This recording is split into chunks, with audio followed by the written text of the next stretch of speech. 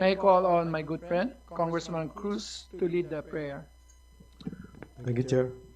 Let us bow our heads and feel the presence of the Lord. Dear Lord, as we gathered here today in the harbor of your safety, we thank you for your fellowship and cooperation. We ask you that you strengthen us and guide us with your wisdom. Lord, fill us with your peace that we may think clearly. Help us to pour out your love and grace to others. Let our discussion be charitable and our conclusion fruitful. Bless abundantly all who are present here today to realize our goals and aspirations according to your will. Amen. Saldi, asan na yan? Yung may code. Congressman Cruz? Yeah, Mr. Chair, I move that we dispense with the calling of the roll call. Again, Mr. Chair.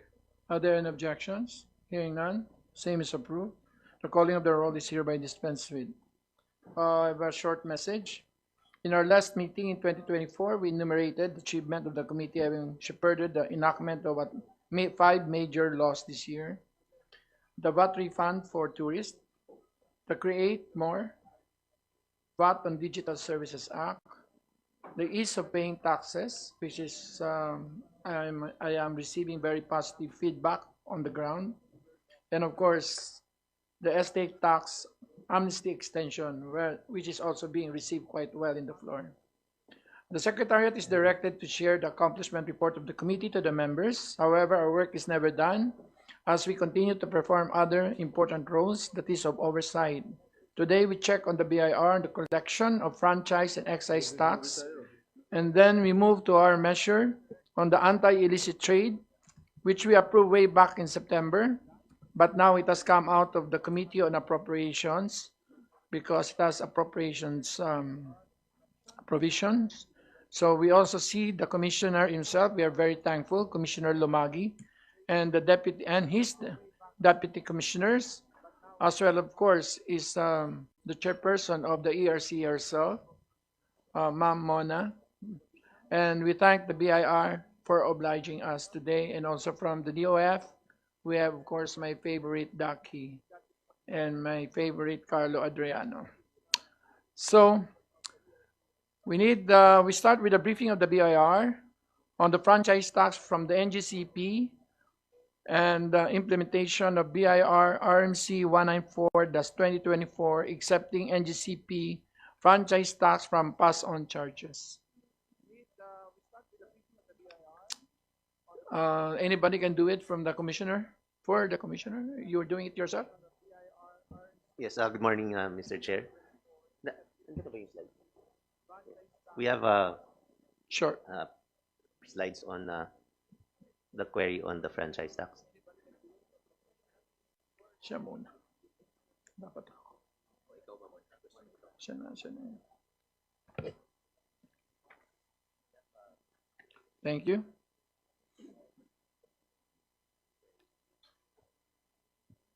Next. Okay.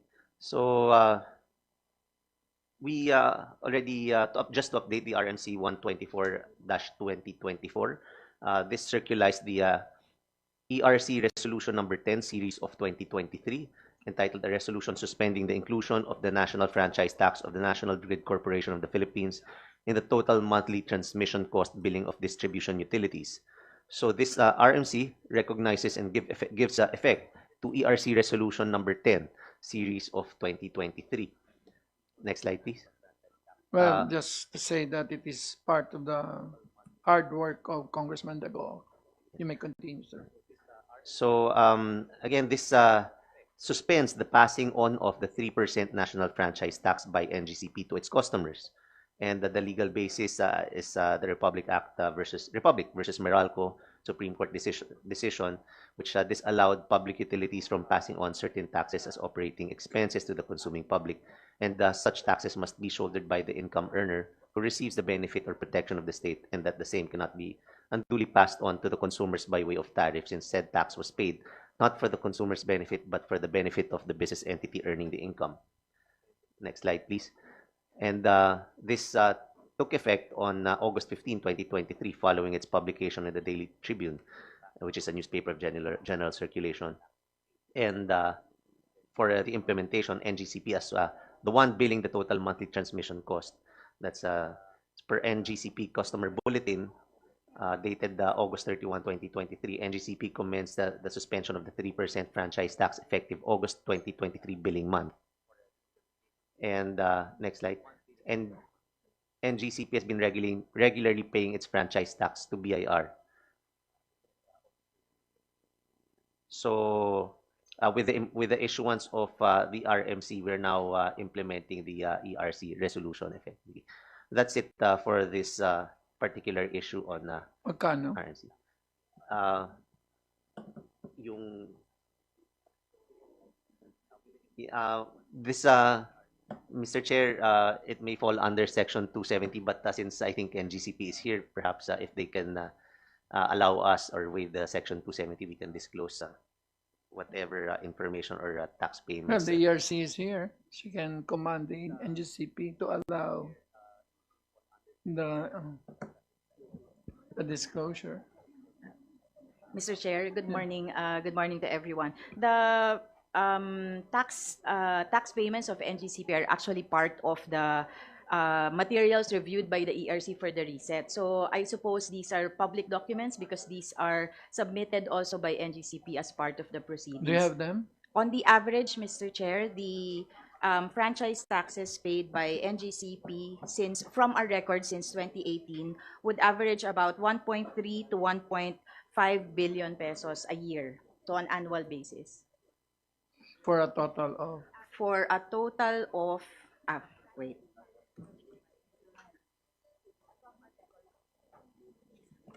From our records, Mr. Chair, from 2016 to 2022, that would be around 21 billion pesos in franchise taxes. Ano yun? Nag-retro ba tayo? Hindi. Ano po, Mr. Chair? Did we retro?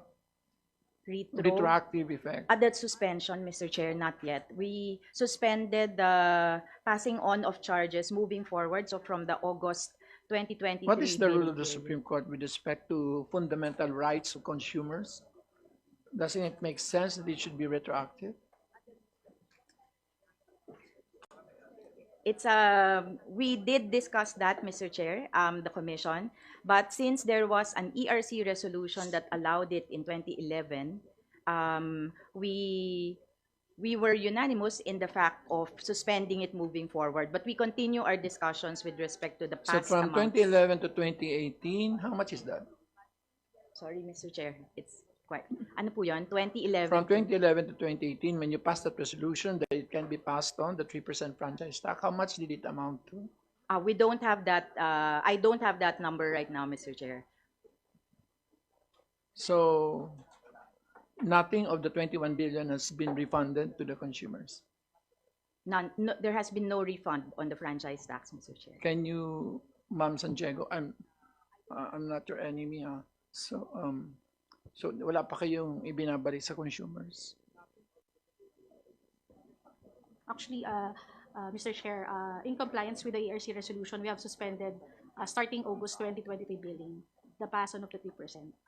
Pero you don't recognize any fundamental basis for a retroactive refund? We just complied with the ERC resolution, suspending it. May I ask the Starting August ARC if you could consider that it should be retroactive? We will resume our discussions on that, Mr. Chair. Since the basis was actually an ESCRA in 2002 on Meralco, wherein it excluded income tax from the computation of the rate base in computing the RORB. So in other words, it preceded 2011, or even preceded the grant of franchise to NGCP. So anyway, may I make my very long presentation on an assignment that was essentially, so don't feel bad. May I make this presentation on NGCP? The key issues with the tax regime of the NGCP. Next. In terms of franchise tax, NGCP is now very unique. It is the only major power sector player not imposed SIT, VAT, and RPT. It's all no until it goes with NGCP. No, franchise tax yes, with franchise yes. So the rest, Aboitiz, Miracle, Maynila, Manila Water, they're all paying SIT, they're paying RPT, they're paying VAT. Next. NGCP's franchise tax is the lowest franchise tax rates ever imposed by legislative fiat. Well, that is a policy or an affirmative policy during that time. So that, admittedly, I was part of the, what they call Economic Manager +1 of Gloria Macapagal Arroyo. So you can get a better price for NGCP, so the franchise tax was brought down to only 3% to make it more sellable. So I guess, Recording in progress. okay. So next. Mabuti na yung we correct our historical mistakes. Among the past and present owners of National Grid, only NGCP was exempted from income tax without having any conditionalities on income. NAPOCOR is exempt, shall be non-profit, and shall devote its return. Section 13, RA 968. Transco, the net profit in any of the Transco shall be remitted to PISAM. Section 18, RA 9136. NGCP is exempt from income with no conditions on profit or income. In short, even if it exceeds its PBR in nominal or aggregate terms, there is no process, neither obligation to disgorge or to return the excess payments to consumers, which is now embodied in many of the new laws, including the Foreign Investment Act, the PSA, as well as even the franchise of Bulacan Ecozone, wherein anything above 12% belongs to the state and therefore shall be considered tax. Next. There's no explicit reasonable rate of return clause. NGCP is unique in that among sensitive sectors, no law expressly stipulates a mechanism for capping its profits. The ERC regulates it under its powers and IPIRA. Well, I believe naman po ako sa ERC in general. But to look at the other entities, SMRCT, internal rate of return of 12%. Anything above 12 goes back to government. PPP, the new PPP code, reasonable rate of return set by regulatory agency. Anything above is disgorged or is returned to the public or its users. Public Services Act 11569, recovery of prudent and efficient cost and reasonable rate of return by the administrative agency. Again, anything above is disgorged or returned to the consumers.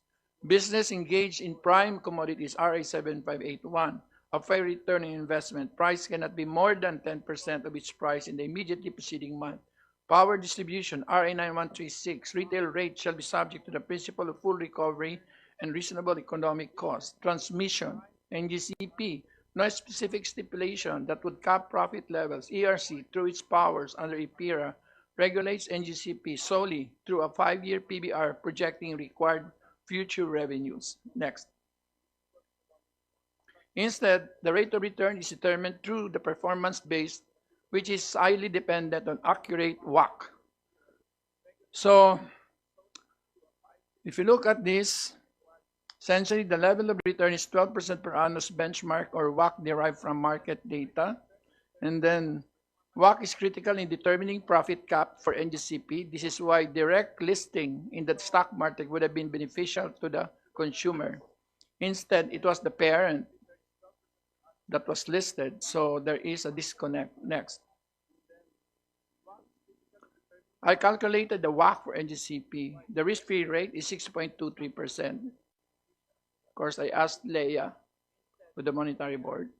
The beta is based on Barron's, 0.28. Country risk rate is 2.19. New York Stern. Equity risk premium is 6.52. The calculated cost of equity is 8.7. The cost of debt is 12.7 according to the ERC. So the existing WACC is 15.04, which is almost close to the PBR. So the equity right now is 58.8%. The debt is 41.2%, but as any financier would do, that debt and equity are virtually can be transmissible. So the result of the 2023 ERC partial review is 2016-2020 WACC is 10.71, which is closer to what we found out. Next. Excess NGCP revenues. ERC preliminary review. 2016, NGCP revenue 77, ERC approved revenue 36.7. So there is a 204.3 billion that has been computed by the ERC as being in excess of its WACC. And there is no provision in law. That's the problem. For disgorgement or, ever since I became a congressman, almost every law I put that pertains to regulated industries, I always make sure that anything above WACC belongs to the people or belongs to the state. If it's PPP, it belongs to the state because they're actors on behalf of the state.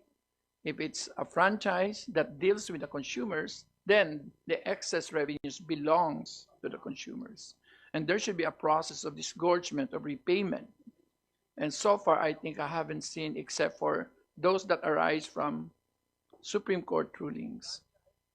Next. The income tax determination in the electricity transmission and distribution sectors create a disparity in favor of the transmission sector. This is by Joel Yu, 2021, Taxes Takes Report for the BSP. Next. Other issues. Next. Something's very wrong recently. There's apparently been a lot of buying, mostly local. So there's been a shifting of the ownership of, I come from the stock market, so I smell one when I see you. I can smell one. There is that belated attempt to regularize because dati na yung SGCC owns 40%. Since under the PSA, anything above 40 should be owned by a Filipino. Since SGP is listed, there should be no foreign ownership of SGP at all. So now, next, there is a 7.8%. Can you show the 7.8? Okay, next. Well, the NGCP has denied that it is controlled by the State Grid Corporation of China and it has no executive that are Chinese national. Each chairman is not Chinese, and that's against the law.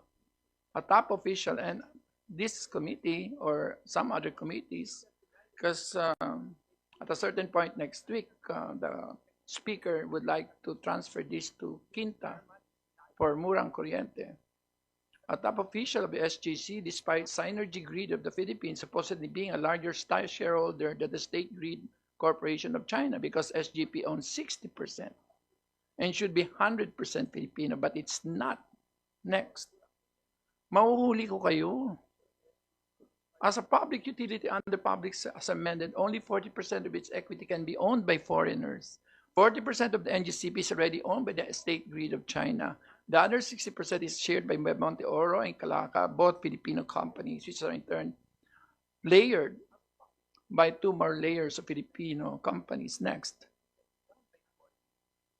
When corporation is under layers of intervening corporations, the Supreme Court, under Justice Presbitero, the father of our former speaker, and now the chairman of the Committee on Energy, says the grandfather rule applies.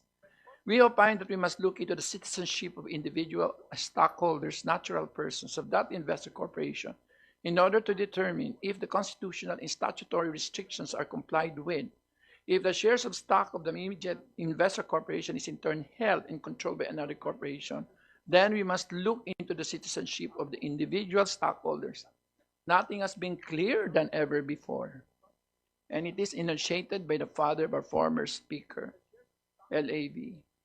As a corollary, if the 60-40 Filipino to foreign equity ratio is apparently met by subject or investing corporations that resort to the grandfather is necessarily if that exists as to the locus of the beneficial ownership and control. In this case, a further investigation as to the nationality and personalities, then I guess it redounds to Congress, given its plenary powers to investigate and to inquire that laws are being followed. So this is a resolution under Nara Nickel Mining and Development, Tesoro Mining, etc. in 2015. Next. Some of the sources of datos to NGCP's ownership control. Each chairman is from NGCC, despite SGP being supposedly owning 60% of it. So they gave it to the 40%. Official sources from the Chinese government suggest an active control and management. We look at all the papers of the Politburo, and it's there. Unbelievable. They keep writing it. So SGP has 2 additional layers of subsidiaries for its indirect ownership over NGCP. Next. The board of directors of the NGCP is here. Xu Guangchao. And at a certain point, once we're given a mandate under Quinta, we will definitely ask for his presence to explain his role. There's no other way. Otherwise, para saan pa, tigilan na natin itong mga batas na to. Let's close down Congress. Next. The official website of the Chinese Belt and Road Initiative says the state grid gained the right to run the Philippine grid. It's their own words. Next. An official paper by the 2 top officials of NGCC, both CCP officials, is also outlined. My God, member pa ng Communist Party of the Philippines. You read it, of China, Communist Party of the China. You read it. SGID foreign-based team of senior managers is deeply involved in the decision-making for major operating matters of overseas holding companies such as strategic planning, business plans, financial budget, senior management, putting the advanced management concept and excellent technical experience of NGCC, well, that should be good, into effect in the development planning and daily work of the overseas operation. The SGID headquarters has set up overseas operations management. That is from their own mouth.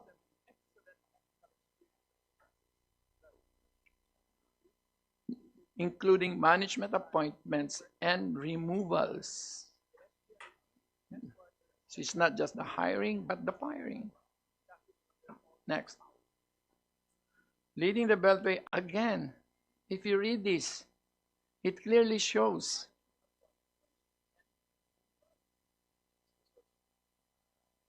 this is, if you want to source, this is the paper.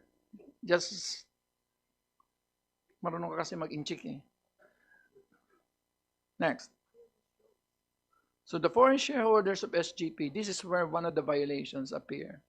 And that is why there was this scrummage for localizing the ownership of SGP for the past 2 weeks. That's why the price cave goes up, because the foreigners have to sell. They need to localize. So as you can see, percentage of total foreign ownership of SGP is 7.48%. That is based on the PSE records. This is clearly a violation.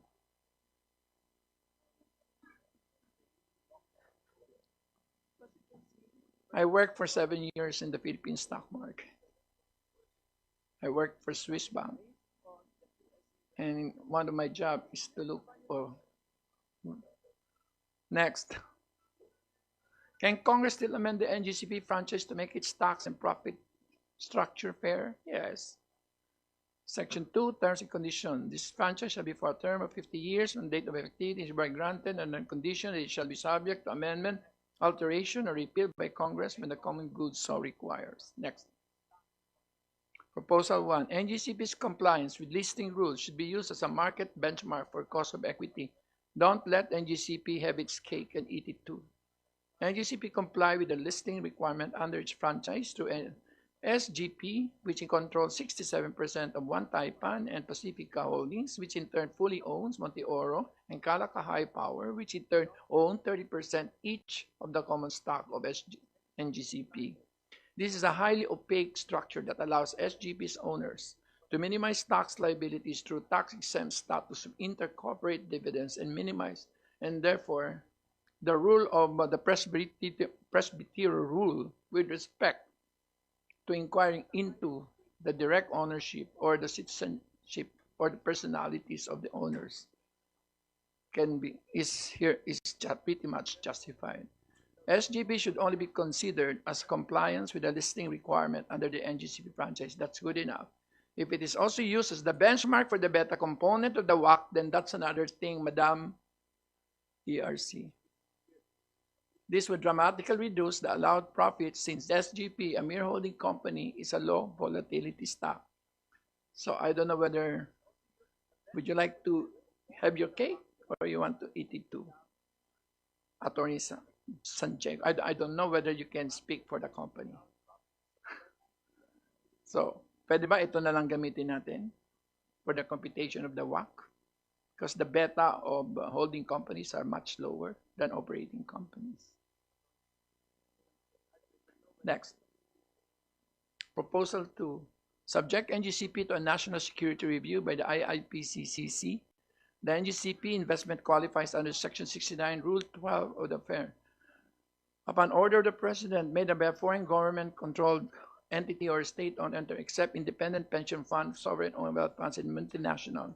The exception being shall not apply if the fund is incorporated in or controlled by a foreign. Second, for violations of anti-dummy law, again, this is the presbyterial rule. The penalty or forfeiture of such right, franchise, privilege, and property or business enjoyed or acquired in violation of the provisions act may be imposed. I don't know whether we want to go this far. Next. Proposal 3. Subject NGCP to all regular taxes as in the case of water distribution utilities. Shifting from a franchise tax to a seat-based regime is also quite common in Congress, including SMART recently. Revenues can be earmarked towards a Pantawid Corriente subsidy scheme, especially for land. It's time for the corporation, not for government or ordinary taxpayers who drink Coke and pay taxes. I think corporations should do their part. So I'm talking here about the incidence of taxes. Next. Proposal 4. Subject NGCP to a fixed reasonable rate of return. Until the adoption of the PBR, it was customary to impose a 12% RORB or IRR for strategic industries. Next. Tapos na, no? Windfall tax on excess profits. Disgorgement is allowed under IPIRA. Remedies shall without limitation include the imposition of price controls, issuances of injunctions, requirements of the investment or disgorgement of excess profits, and imposition of fines and penalties. So, I was part of the people who wrote IPIRA together with Popo. And the word disgorgement is always, the author is always me. I always believed of the power of the state to disgorge excess profits because corporations must share. Profits in extreme excess, extreme na, excess pa, of required revenues under PBR can be taxed with revenues going towards a Pantawid Corriente scheme. So all these actually are being made in anticipation of a possible transfer of, how do you call that, mandate for this particular topic too. And next, recommendations of the committee to the House outside the WAM jurisdiction. We want to call in Chairman Mr. Xu Guangchao to explain his role in the Board of Directors. I hope he is inactive. I hope he's initiate congressional hearings to determine whether NGCP is in violation of the anti-dummy law based on the presbyterial ruling. Revisit ERC rate setting methodology on NGCP, particularly WAC setting. Which one do you use? SGCC or a proxy or SGC or SGP? Explore amendment to the natakot na kanina, no? Okay lang, mabait naman ako. Pakapin mo muna siya. Solo ka ba dito? Isang tambak bang kasama mo? Explore amendment to the NGCP franchise to decouple systems operator and network transmission role. Pwede ba? Ano na lang kayo? Taga-rent na lang kayo ng equipment sa gobyerno and let the government run it?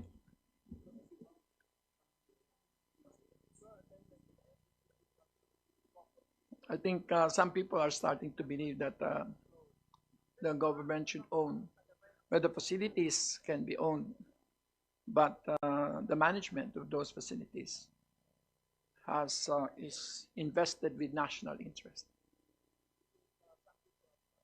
Next. So that is quite.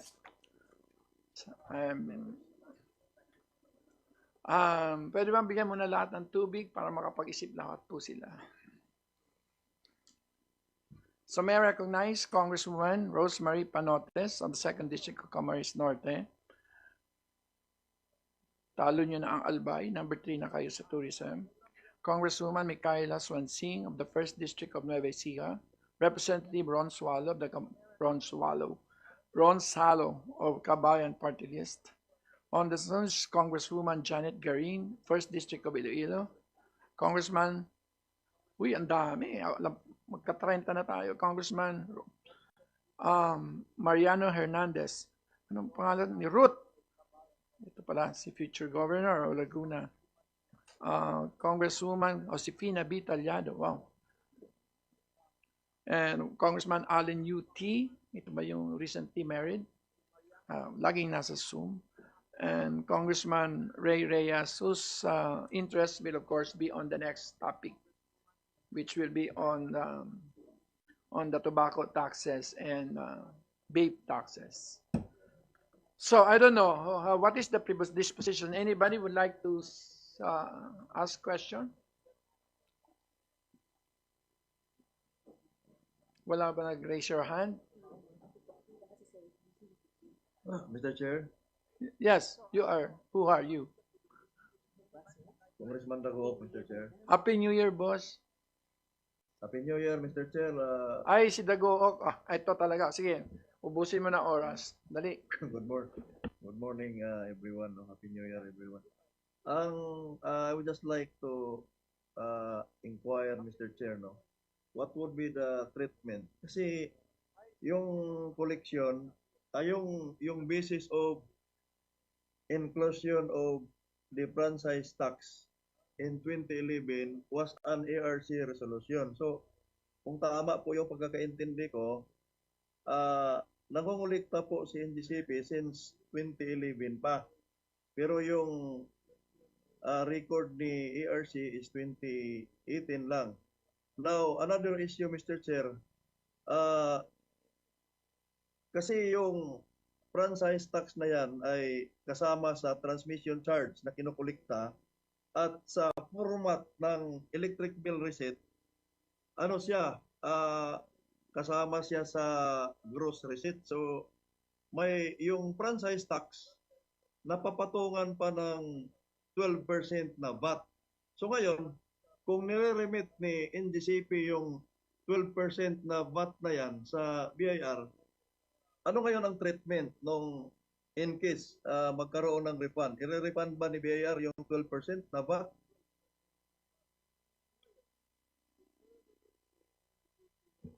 That's my question, Mr. Chair. Mona's here. Thank you, Mr. Chair. Mr. Chair, that's one of the among the complications that the commission that the commission was discussing when we were deliberating on the suspension. That's why we thought it was faster to issue the suspension resolution and stop the collection. But we do admit we have to sort out those issues pointed out by Congressman Dagook if we were to go back and do a retroactive application of that suspension and order a refund. Kasi tama po yung sinabi niya, kasama po sa transmission charge yon, and then later on that entire set is subject to the 12% VAT. So we'll include it in our deliberations and coordinate po with BIR, Mr. Chair. On the 3%? Grabe tayo. Yes, Mr. Chair, I think we'll also coordinate with NGCP if it will be given retroactive effect.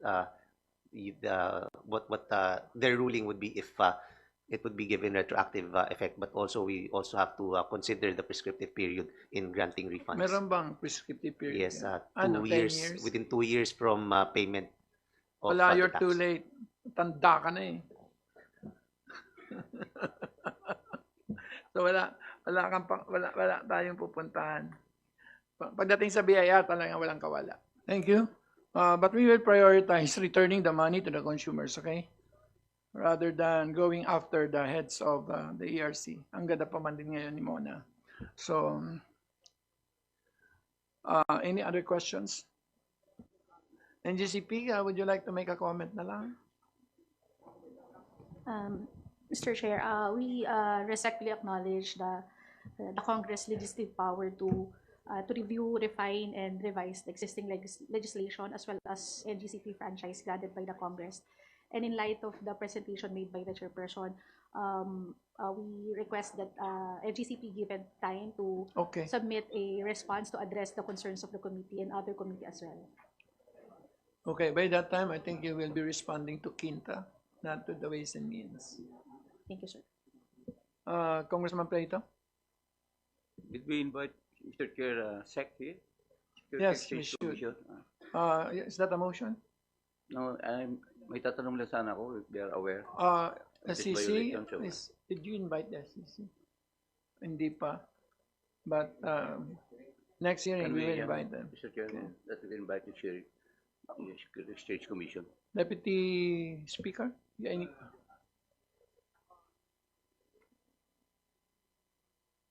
para tayong natulala.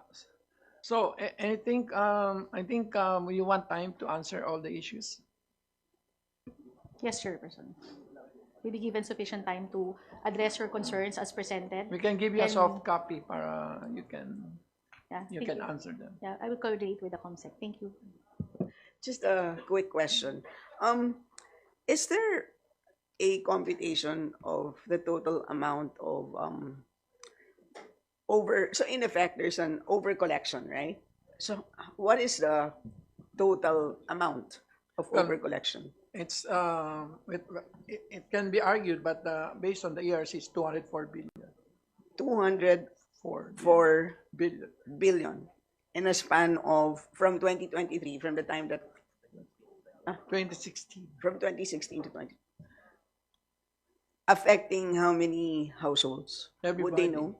So all using electricity, right? Obviously. So obviously the question to ask is how, if in case a refund is to be implemented, how that will be implemented. Mona is here.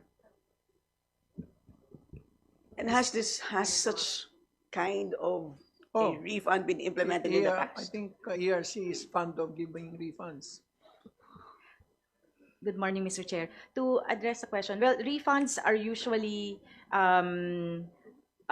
implemented via rebates in the rate. So it's not actual cash that's returned to the consumers, but it's a negative amount that's deducted from the current bill Yes, over a period of time. And that is obviously, that is easily determinable on a per household basis, right? So all you need to do is figure out the schedule of rebates per household.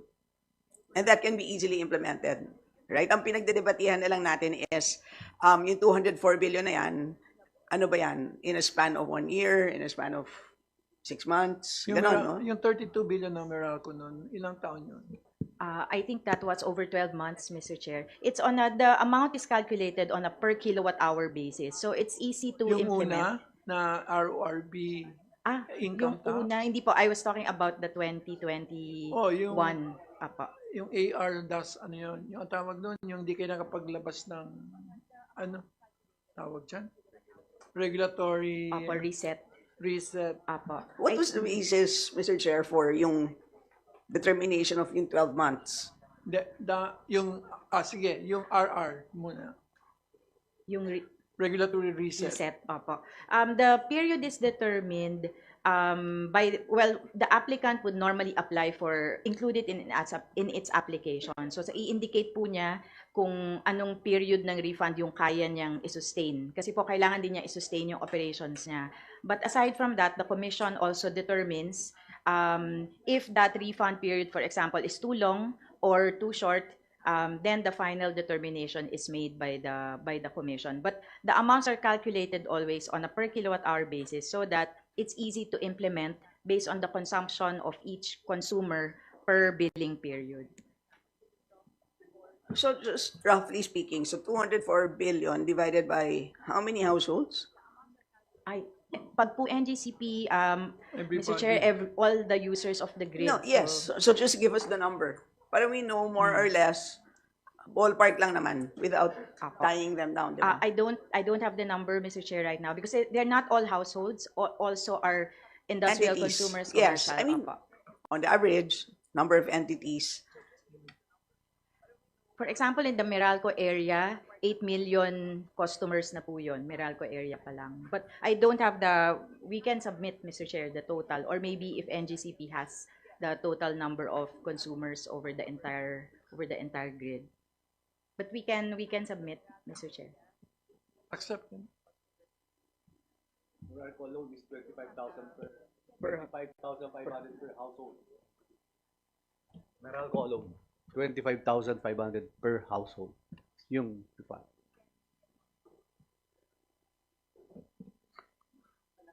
Mananalo ka niyan. Malaking bonus sa 2025. Yeah, 25,500. Oh, di ba?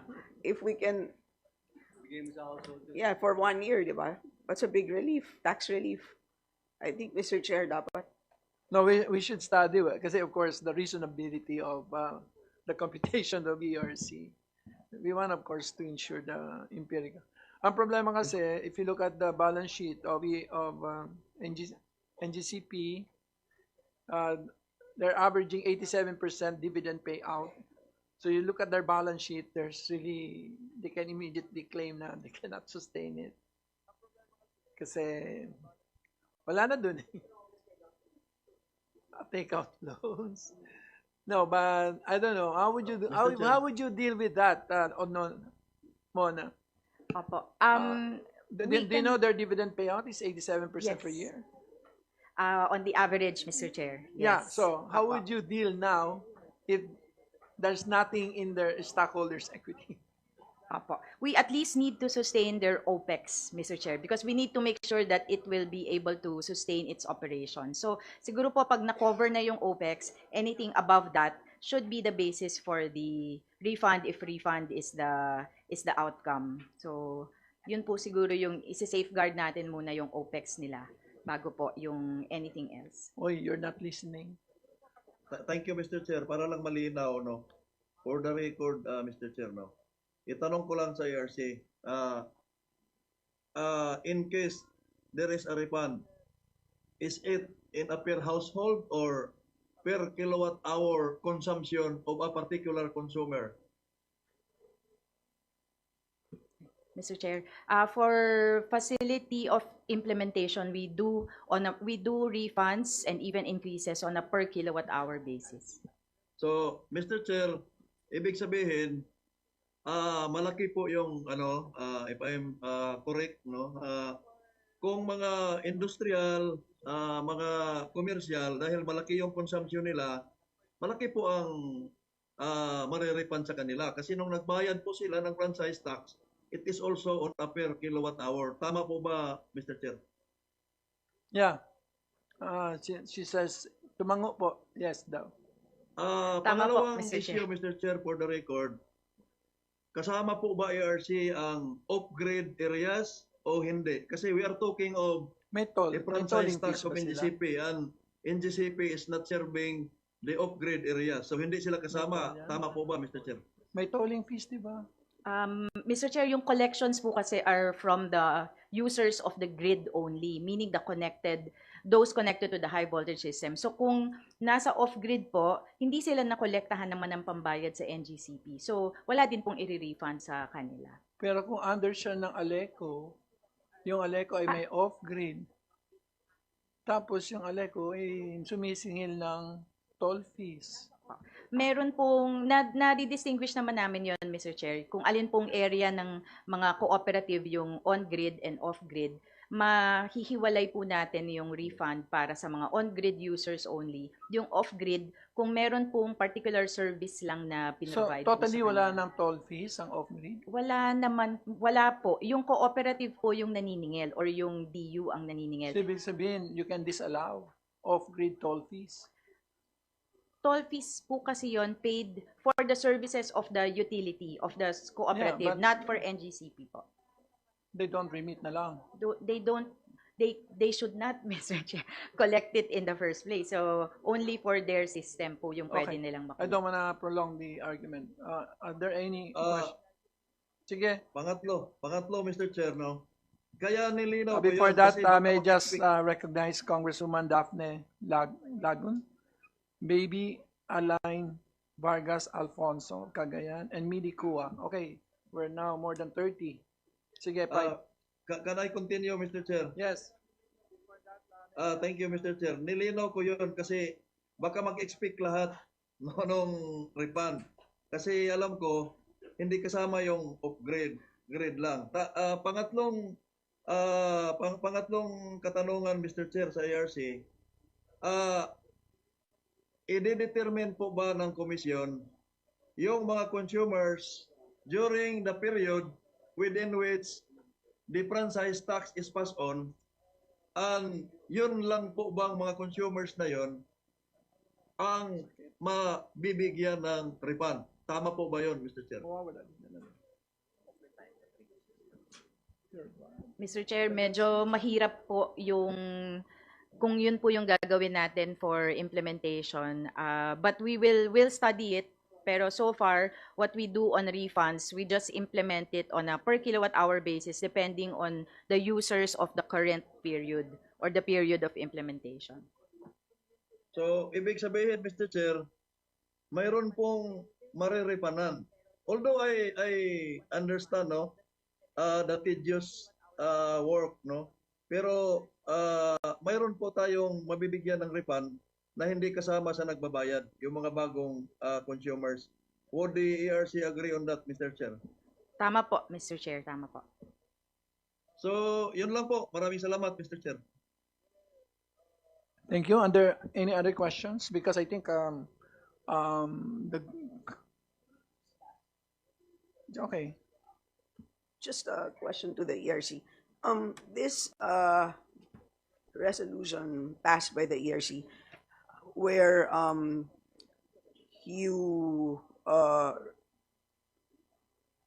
you decided to implement a suspension. Is this indefinite? It's indefinite, right? Okay. Yes, moving forward. All right. Yun lang. Where we're asking for a redraw. Thank you. Any further questions? Yes. Yes. Mr. Chair, Sige na. just as a in response to the press releases that the Honorable Chair has, there was a statement in which there was a 200 billion disallowed. The amount of disallowance actually can be confirmed by Chair Mona, but it is way less than 200 billion.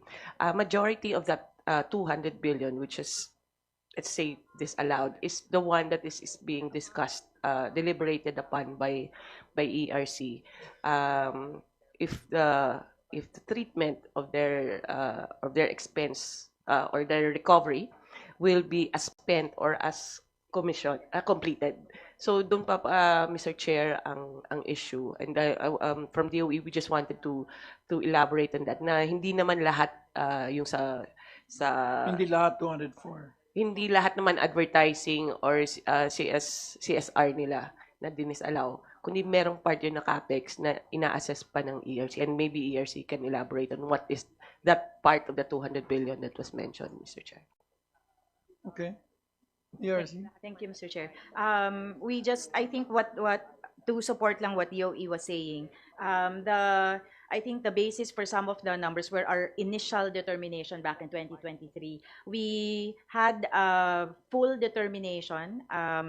We published Tapos it in November, opo.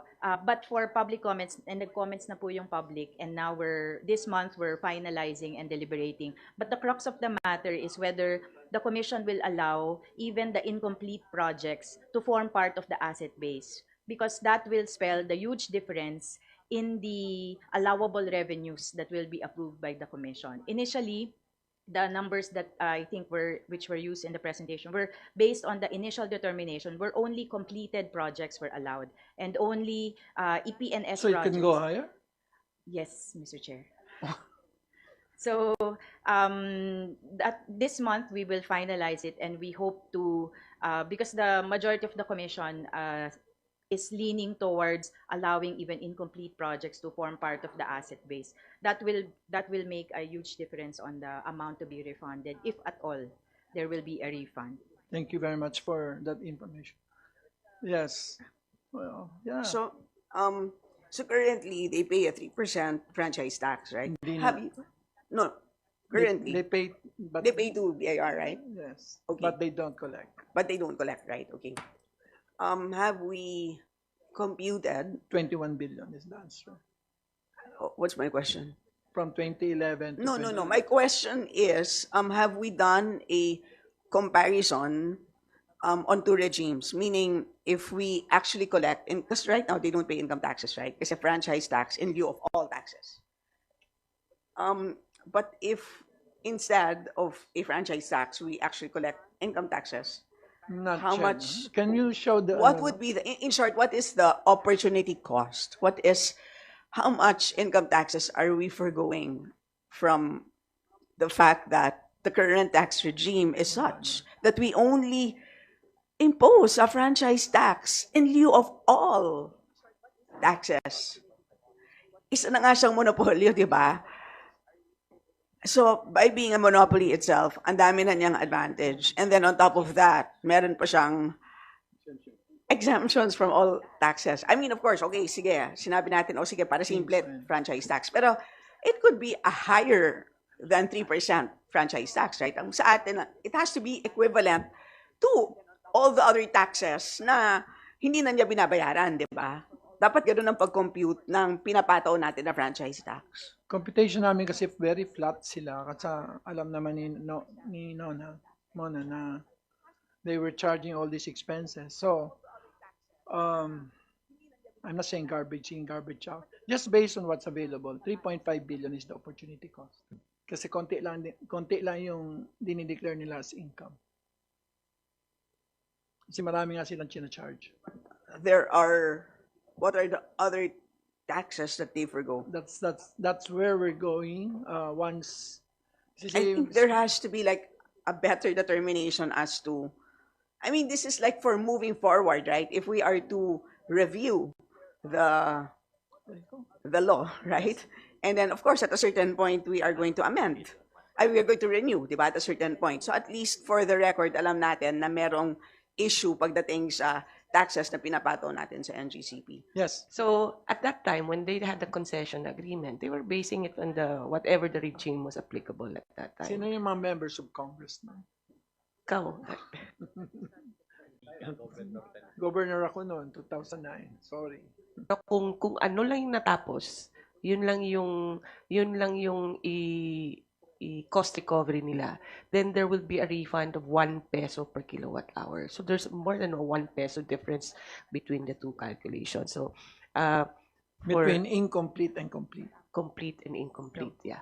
So that's a debate ongoing, but that could be also a legislative action that can determine that, Mr. Chair.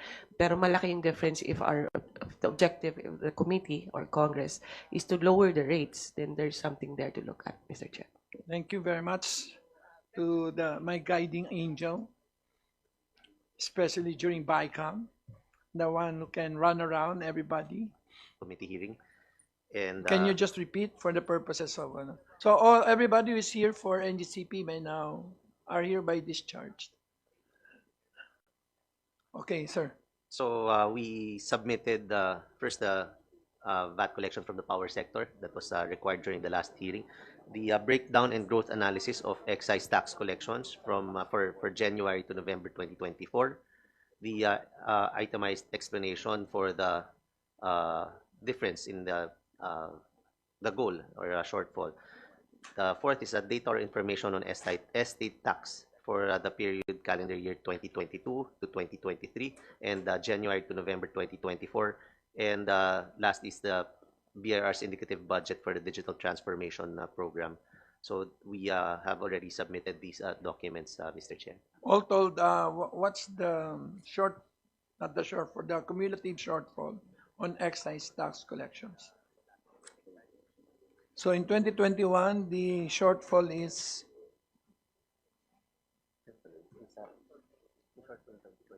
wala. Big. More or less, almost 100. Sorry. Based on the BSF, the shortfalls from 21 to 23 is so magkano lahat? 24 Is roughly 75 billion, no? billion. Versus BSF. 20. And for 2024, magkano? Ang problema kasi ito, this is not contrafactual because under the initial projection, these are already adjusted numbers. 2024, what is your shortfall on excise tax? 2024, this is This is only for tobacco. for tobacco only. Yes.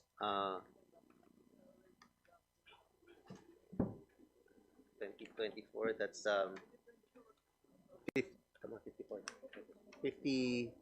54.4 billion, Mr. Chair. That's the shortfall. That's the shortfall for tobacco. The annualized na yan. January to November, Mr. Chair. 54 billion. 54 billion.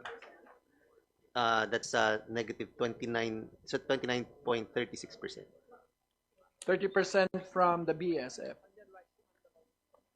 So 54 billion is what percent of total? So the goal is 185.3 billion. The total collection is 130.9 billion. So the difference is the shortfall is at 54.4 billion. What was the, for 2023, what was the initial estimate? Ano yung comparison ng 185 noong 2023? For 2023, 23. for 2023, that would be 169.8 billion. Okay mo na dyan. And then for 2022? For 2022, that's 160 billion, Mr. Chair. So kung totally mo lahat, magkano? Shortfall would be, can you just minus that? Kasi binertic, horizontal mo pa kasi binertical mo. So we should be earning, what is the actual collection for 2021? For 2022, 2022? that's 160.4 billion. So walang shortfall. No shortfall on for 2022, Mr. Chair. Akala ko ba mayroong 25 billion? That's for 2022. Ah, For 2023, there's a shortfall already, Mr. Chair. yan ang hirap kasi your targets are moving targets, no? Yes, Mr. Chair. Not based on the original when we approved the sin tax law of 2019. Mhm. Because if you look back at the sin tax law of 2019, dapat mas mataas kaysa 160. Na-hit mo lang yung 160 ng 2022 dahil binaba mo yung target. Mhm. Ikaw na ba yun? 22, I was appointed November, Mr. Chair. So So, okay. So basically, if we add it all, it's 130 billion, no? Based on adjusted, targets. Yeah. It's okay. We'll use that. So during the previous hearing, you also said that mukhang nagla-Laffer curve na ang ating mga revenues. Among the data or among the research that we have found out, but so essentially there are probably three factors for the decline in the excise tax collection. First also is yun pong nagkukwit po ng pagsisigarilyo. Opo, and then Lumaki accounts nga for eh. nagkukwit po ng According to FNRI, from 18% smoking prevalence to 24%. Opo, kaya bumababa po yung tobacco, tas nag-shift. So, kumbaga yung So wag mo na yung the lower smoke. So it's just the word. I don't, you just have to change the wording. Okay, number 2. number 2 po, yun po yung shift in preference din po, yung to other forms of like yung vape products. Yes, different shift. Other nicotine delivery. Yes, Mr. Chair. And also, again, the rise on illicit trades, Mr. Chair. So nothing about Laffer curve.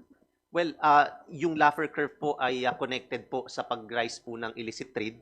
Yan po yung may direct correlation because when you pagka po tumataas, mas nagiging lucrative din po sa mga iba to engage in illicit trades. Yan din po yung nakitang Bilib na effect bilib based pa on- man rin ako kay Stevias. Asan si Stevias?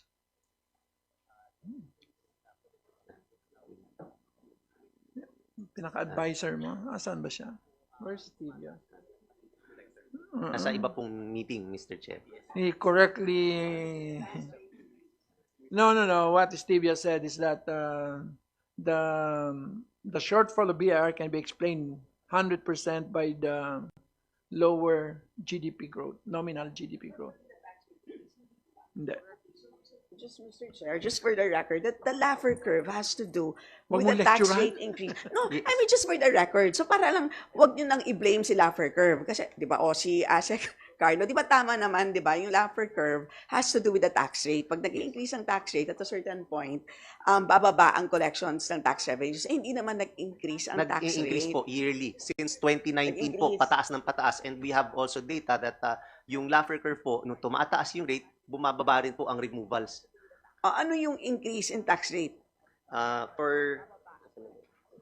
Kasi po ito yung 5% po. 5% yung in-increase. So, So you're attributing this 54 billion peso drop to that 5% increase in tax rate? kasi po ito po yung based po din sa ating data nung nag-start po nung 2019 35 pesos ang excise tax. 2020 naging 45, 2021 naging 50, in 2022. Yes nga. So what you're saying is that 5% increase explains the 54 billion drop. partly po. Hindi kaya nga, you have to be careful with what you're saying, with what you're telling us, right? So you've got to decompose that. If you have a 54 billion reduction, what portion of that is due to what you're saying, Laffer curve, or due to leakages and collection, etc., etc.? Diba? Kasi, to be honest, I don't think that it's a result of that Laffer effect. Dun sa yung 54 billion reduction na yan. So, ayun lang. So, the burden of proof rests upon you. Diba? Also po, just to clarify, the 54 billion is not reduction in the collection, I mean, but in the also leakage. sa goal po. I mean, relative to the target. Asan Yes, yung the goal. 18%?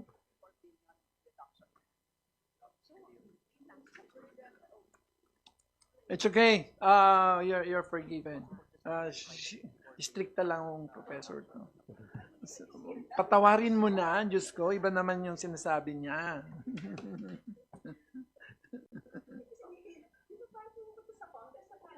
Saan ka butante? Di ba Marikina? I'm warning you, Stella. The Laffer curve nga. Hindi, so let me just go to my presentation in response to him. And we're questioning essentially if it's Laffer curve. It's definitely not a Laffer curve, sir. Kung Laffer curve yan, mas okay nga because we're talking about smoking and therefore lower volume means better. So if it's Laffer curve, it's no problem because it explains the decline in excise tax collection. Yeah, but it's not. If you look at the next page,